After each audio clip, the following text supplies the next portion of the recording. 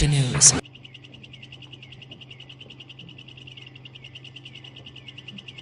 I say, if you was asked 9 out of 10 blokes in the street in UK what you thought of the Borneo situation and everything, I bet they 9 out of 10 of them wouldn't even come up with an answer about it.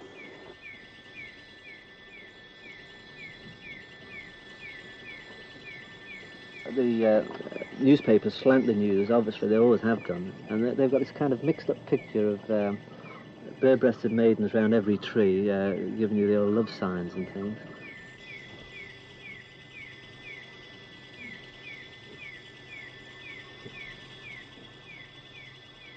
You think when you're like in a place like UK that jungle is jungle and you can walk just the same as you can walk down the high street.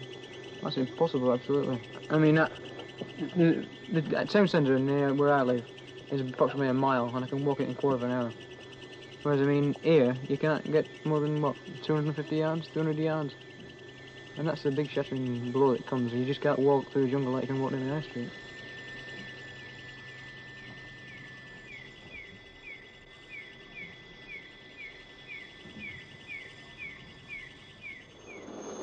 Somewhere down there, a jungle patrol has signalled to base that it's almost out of food.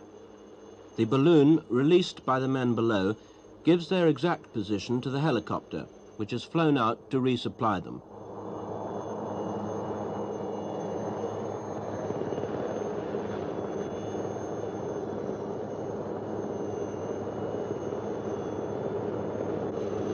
Food for 12 men for another 4 days.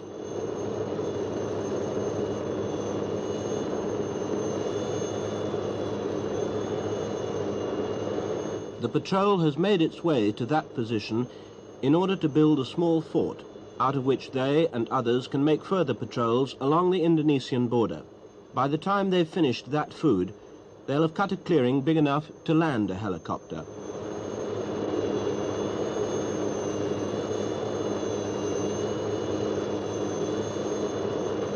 Meanwhile, the helicopter goes on to complete its mission, the resupply of an existing fort.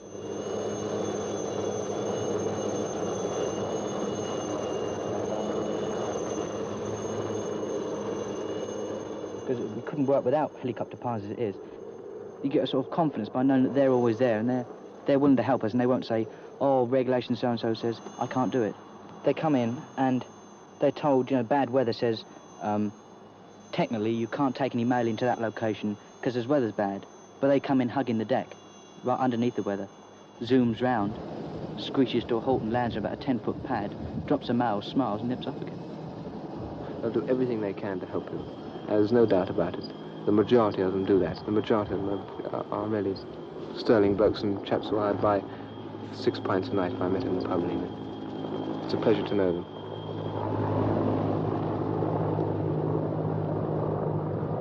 The men in this fort are Royal Marines. They're 40 or 50 miles from the nearest road or track and are entirely dependent on the helicopters for food, ammunition, clothing, mail, even fresh eggs.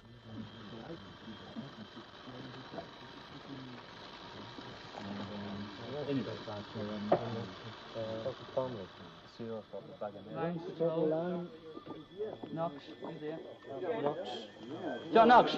Marine Giles. There's the old post office thing saying someone somewhere wants a letter from you. Well, some of the lads out here say they've been here for 2 years, say, and they get a letter once every 3 months. It means a lot. Marine Row. I think I hold the record at the moment because I've been writing to this girl, writing to her for 17 months. I was due to go home in 3 weeks' time, and I got a Dear John. In other words, well, I'm sorry that's your lot, mate. I've gone off with somebody else. It means a hell of a lot to get a letter from someone. You can sit down and practically read it off by heart. And you can't really say what it means unless you've actually done it yourself. Went down again, 6-1. Spurs are well down, aren't they, this year? Who's top of the league then? Chelsea at the moment. 17 points, they're 3 points clear. Cheltenham lost. Oh, Liverpool won in the rugby for change. Oh, they do for change in rugby.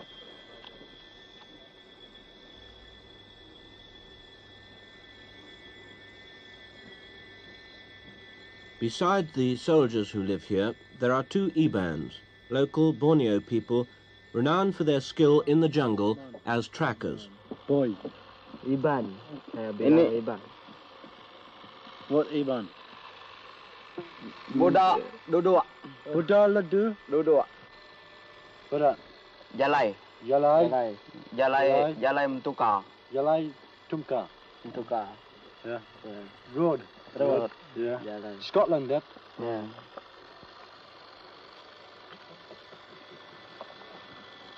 Tiger. You know? No, Beera by Tiger. Up place Scotland. This fort, about the size of a tennis court, is the home of 25 men. Each man builds his own rough bivouac, or grot, as they call them. The building materials are ground sheets, logs, old ration boxes and string. A good one is rainproof, and it rains almost every night. Apart from the twice-weekly helicopter, the only contact with the rest of the world is through the signaller. In the United States, a heavy fall was reported in the presidential election. President Johnson has won the seat. The House of Commons is now engaging in the Queen's speech, in which the government sets their proposal for the presentation of new Parliament to its government today. The commonest complaint, foot rot, caused by wearing wet jungle boots on patrol for days on end. This fort, and others like it, is very close to the Indonesian border. If the Indonesians do attack, it will be in some strength. See, all this coal is a great idea, but once it gets wet, it's not much cop because it gets wet. Day and night, sentries are watching the surrounding jungle for an attack. It may never come, but if it does, it could be with less than 10 seconds warning.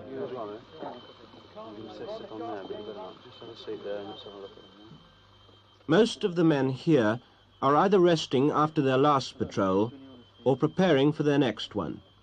The fort is their base. What's he going to do with this? I've given him some tablets, dropped 2 of them into a bowl or a bucket. The task of these patrols is always the same, to seek out the IBT, the Indonesian border terrorist. Just soak your feet for about 10 minutes. And that will do. Just a shoe. Have you got any acroflavin tablets? In your bag? Well, I'll have a look. If you have, get a piece of, cut a strip off a piece of bandage. Dilute the acroflavin tablets in water.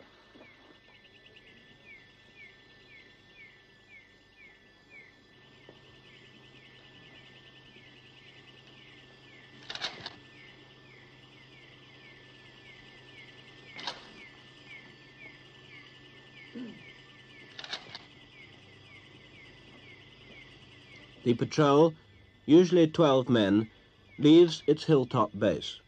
It may be away for 2 days or 2 weeks. British troops have been fighting in the jungles of Southeast Asia for 15 years. First in Malaya, now in the so-called Indonesian Konfrantasi. Indonesia's object is to overthrow the newly independent nation of Malaysia. She's using the classic methods of border infiltration and then subversion beyond. Indonesia has the 3rd largest communist party in the world.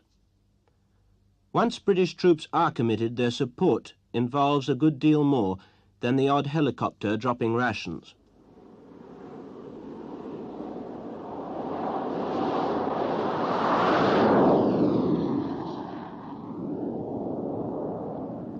Britain has had to honour her treaty with Malaysia with most of the sophisticated and expensive machinery of modern warfare.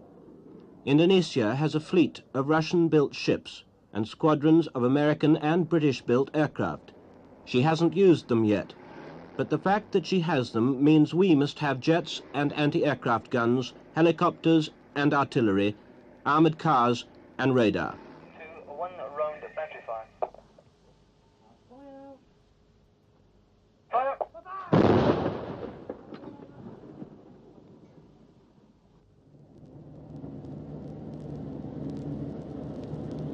Our lines of supply and communication are 8,000 miles long. They end here in Borneo.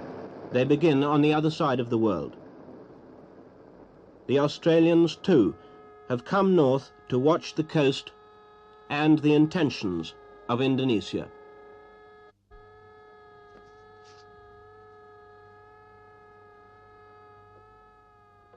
We are committed to fighting a purely defensive campaign.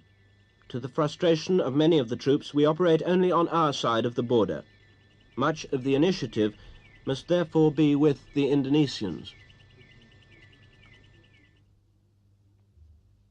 This film was made at the northern end of a border which stretches for 1,000 jungle miles.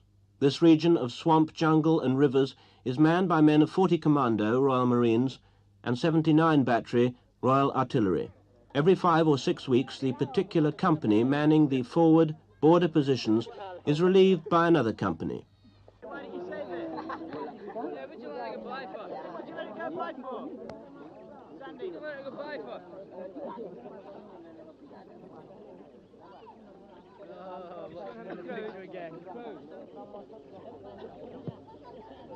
In making himself comfortable, the British soldier has a reputation as a scrounger second to none. But in the jungle, there isn't much to scrounge, so he has to make do with what he's got. Yeah. Well, we'll leave these butterfly stitches on, Simon.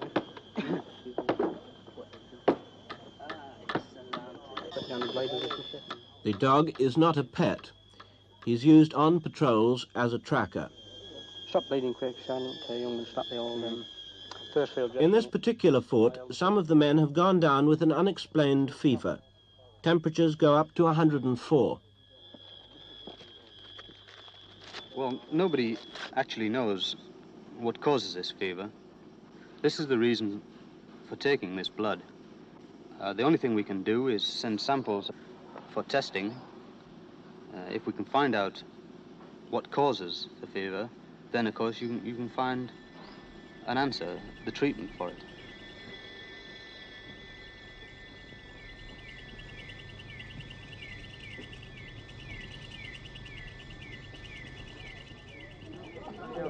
The first maxim of any anti-terrorist campaign is to win and hold the friendship of the local people. Out here, that usually means losing to them at football.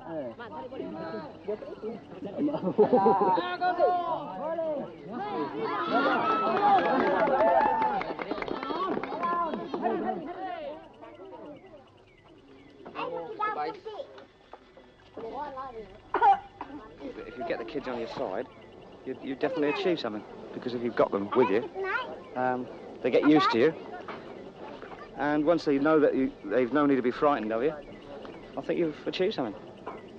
If you can sort of win them over and let them realise that you're here to help them and not frighten them, I think that they get used to you, and that they're a lot of fun, really. They definitely know whose side they're on and whose side they don't want to be on. Really, it's a battle in itself with the civilians, I think. I think it's a battle in itself. And as far as the Indonesians are concerned, well, I mean, I don't honestly know how they feel about it, but they seem to show to us that they'd much prefer to have us here than they would the Indonesians. 20 miles forward of the medicine and football, the other side of the war is a silent business of watching the Indonesian bank of a river from a secret observation post. Somewhere on the other side are rumoured to be at least 500 well-armed troops. Well, they're building up to something. I think that's what it looks like. It's been so quiet for the last couple of months. And there's definitely something going on with shots in the night, trees being chopped down, etc.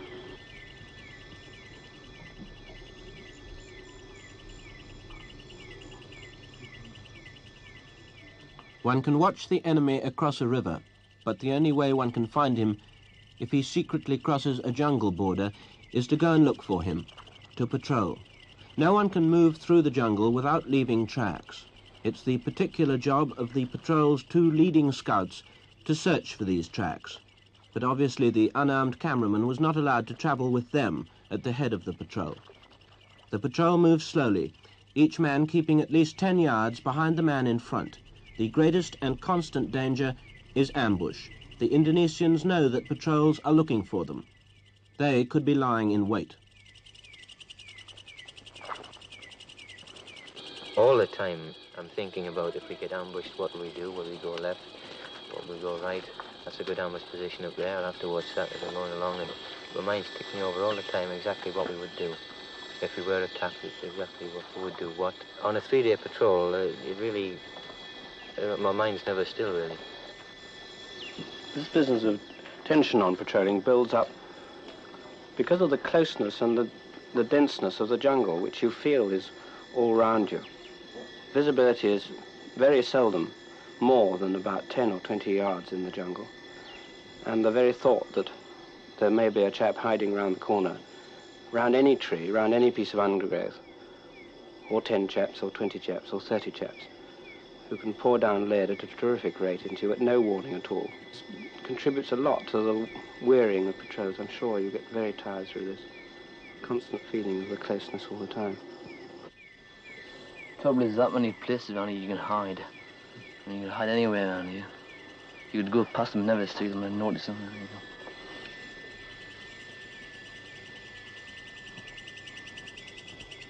Every hour or so, the patrol leader signals a 10-minute break. In the course of an hour, the patrol can travel, if the going is not too bad, maybe half a mile. And a man can lose a pint of sweat.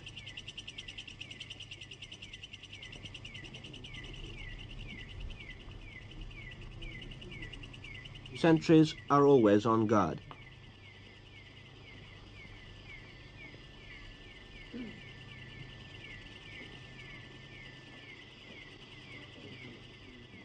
This is the time for getting rid of leeches. A cigarette is best. One should never try to pull a leech off, for its head will break away and stay embedded in the skin, and it will inevitably fester. A leech secretes a fluid which prevents blood from clotting, so the sore goes on oozing for hours.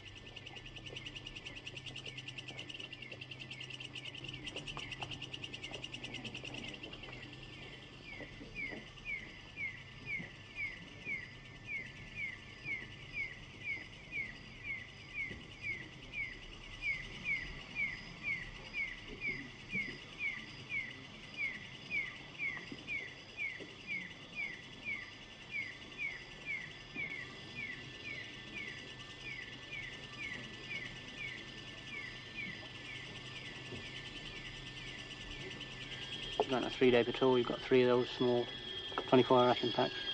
Not much weight in them, but after you can carry them quite a while, they seem to get heavier.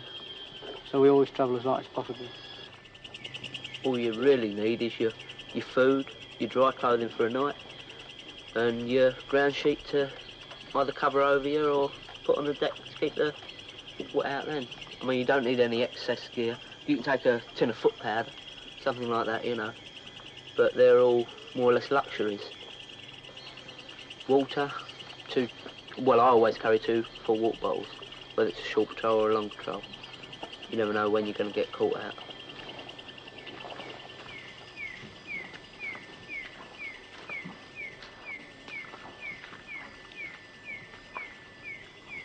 The jungle boot will last, if you're lucky, 2 days or 3 days on patrol. It doesn't drain, and this keeps your feet wet. You're walking in a puddle of water the whole time, your feet go rotten. It seems such a basic element of kit for going into the jungle. But we've been operating in the jungle for many, many years now, and one would have thought that a decent jungle boot would have come out of all this.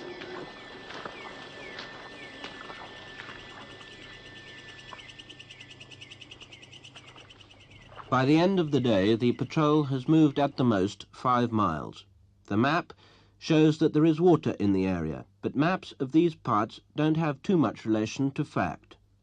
The patrol will have to make do with what is left in its water bottles, for by now it's 4 o'clock and a camp must be made.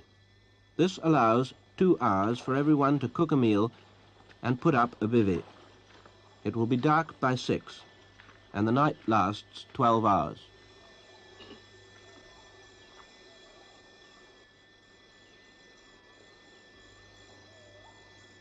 there are always sentries.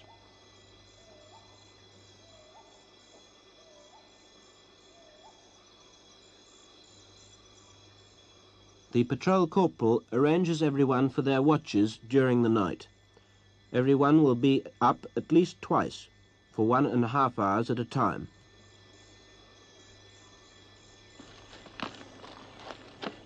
In the dusk, the jungle crickets, thousands of them, are almost deafening. The signaller gets his aerial as high as possible.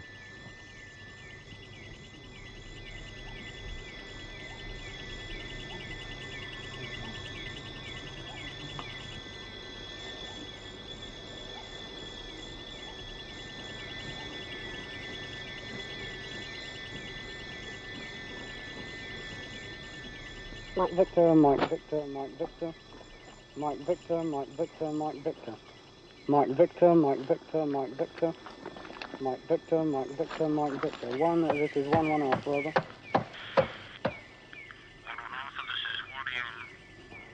The cookers run on tablets of solid fuel. The meal is usually a composite one-course affair of rice, stew, raisins, peas, jam and tea. The tea is served separately. I'm proceeding to Point Charlie. I'm proceeding to See, we generally carry a spare set of dry clothing, and dry socks, so at night we can strip the wet stuff off and just hang it up where we like.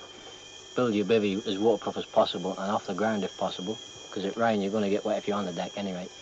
And put your dry stuff on to sleep on, and in the morning, first thing you just put your wet stuff back on again. That's the sort of uncomfortable part of that, I think, putting the wet stuff on in the morning.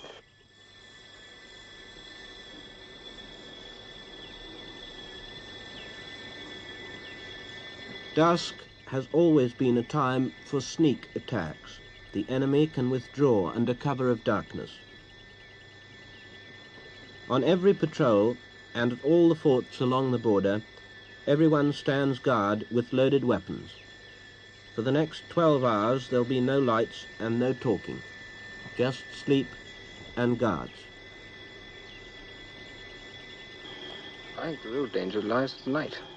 The Indonesians don't like attacking by day. Even at night time, when they do attack, they nearly always attack between 10 o'clock at night and, say, 2 o'clock in the morning. They never really attack when they're an awful long way from the border, because as soon as they attack at night, they like to get away. They usually attack on a moonlit night as well. They attack, they come in, fire a quick burst of shot, and they then open a quick engagement, usually beaten off, and back over the border they go as quickly as their little legs will carry them. That is really what in my own mind is really the real danger of it. Somebody creeping up on you at night. I certainly wouldn't like it. I certainly wouldn't like it.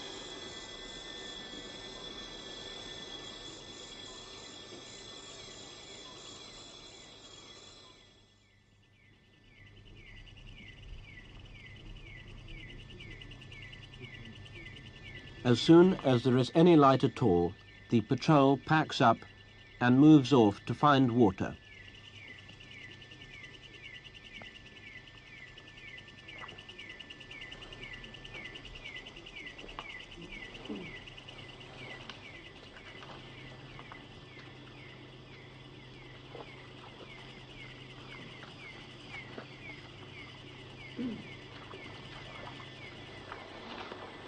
In the gloom of a small valley, they find their water.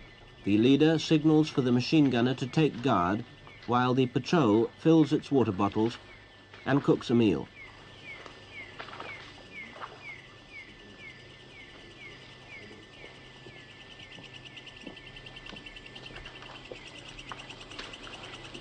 First, the water must be filtered through a canvas bag. Then 2 sterilizing tablets must be put into each water bottle.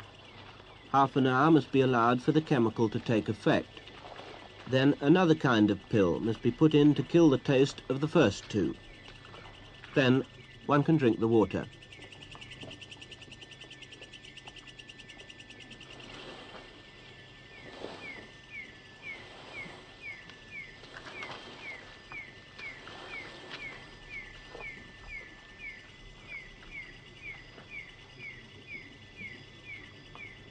As soon as the morning mist has lifted out of the jungle, the helicopters are on their way to resupply the forts.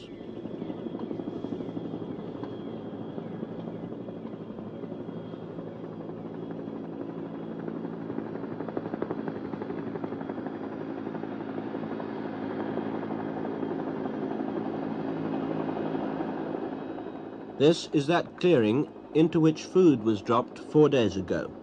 The men have now cut a bigger clearing. Here they're establishing another fort, out of which they'll patrol along a part of the border previously uncovered.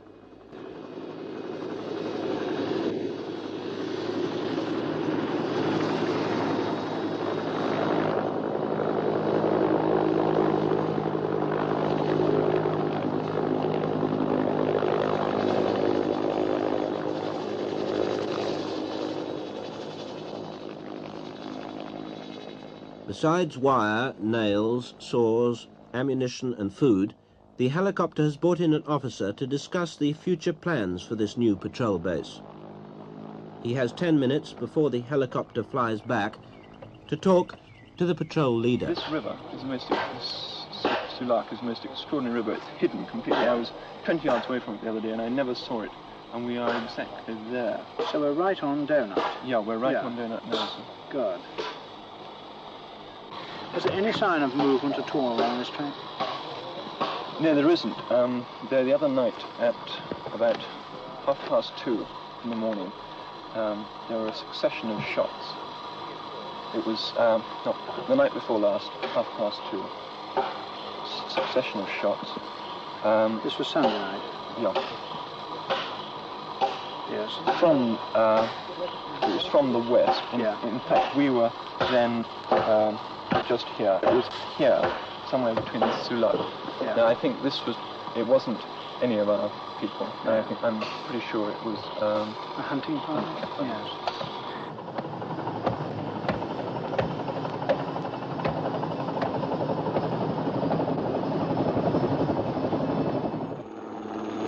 The British soldier sometimes complains about his job, but then he always has. And anyway, when pressed, he'll agree that he's doing what he's paid and trained to do. It's just that he doesn't care to be taken completely for granted. There is one or two people in UK that know the actual political situation, but there's not many other than relatives of the actual people that's out here that know exactly what the British forces are doing out here. At least I don't think there is anyway. I don't think anybody now in their right minds in this day and age wants a war.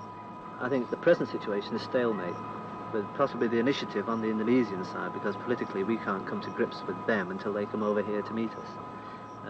That is, I think, is the only bad thing about it. But at the same time, it's a happier situation at the moment than it would be if the whole thing was to burst out and we start a war, and then it would become involved.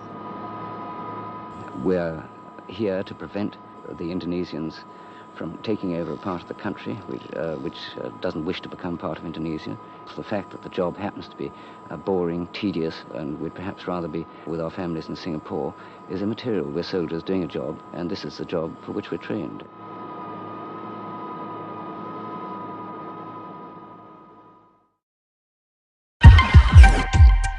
Malaysia News.